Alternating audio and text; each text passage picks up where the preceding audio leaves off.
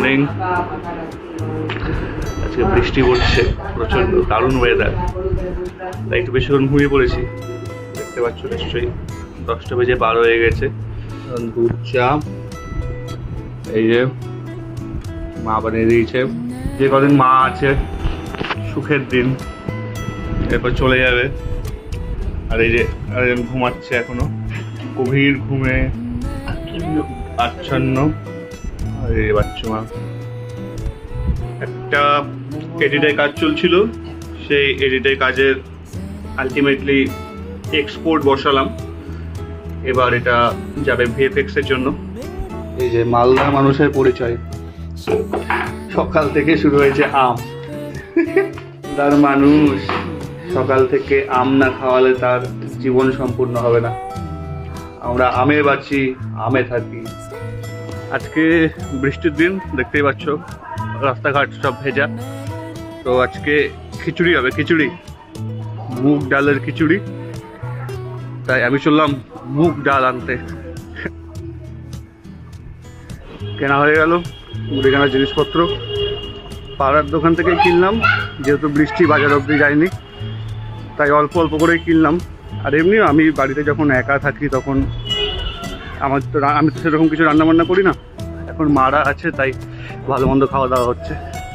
এই যে একটা জেনারেশন, সব সময় ফোন ফোন ফোন, ফোনেই এরা শেষ হয়ে গেল। চোখ খারাপ হয়ে গেছে, দাঁত পড়ে গেছে, সব এই ফোন ঘেটে ঘেটে হয়েছে। এদের কানে হেডফোন, কানে হেডফোন, আর এই পুরোনো জেনারেশন এদের হাতে ফোন। মাত্র আমাদের জেনারেশনটাই ঠিক আছে, এটা পারফেক্ট। হ্যাঁ, যে সবসময় একদম ফোন খুলে ভিডিও করে বল। সব প্রমাণ, এগুলো প্রমাণ থাকছে যে তোরা শেষ হয়ে যাচ্ছে। মালদা থেকে কাজের লোক নিয়ে এসেছি আমার বাড়ির জন্য, লাল চুলের লন্ড্রিওয়ালা। না খিচুড়ি কালার এখন সাদা সাদা কেন গো?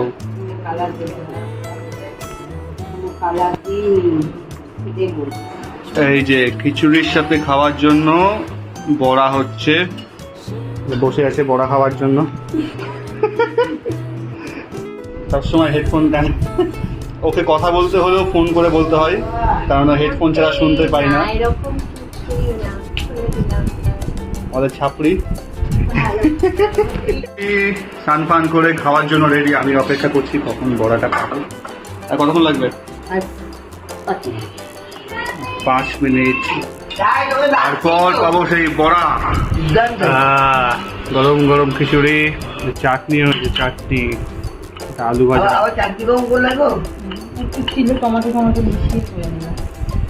আলু ভাজাটা নেবেন আর একটু অল্প খিচুড়ি নেবেন, দিয়ে একসাথে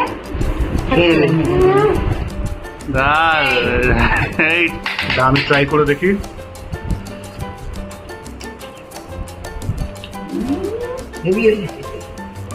ফাটাফাটি বৃষ্টির দিন, খিচুড়ি, বড়া, আলু ভাজা, চাটনি, জমজমাট।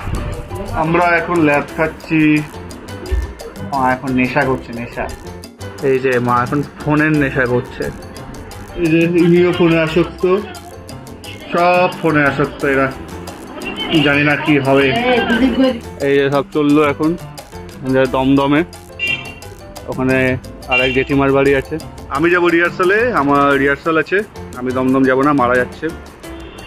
মার বাথরুমে চলে গেছে রিক্সা করে, আমি আর ঘুরিয়ে দাঁড়িয়ে আছি মাস্টারদা সূর্য সেন মেট্রো স্টেশনে।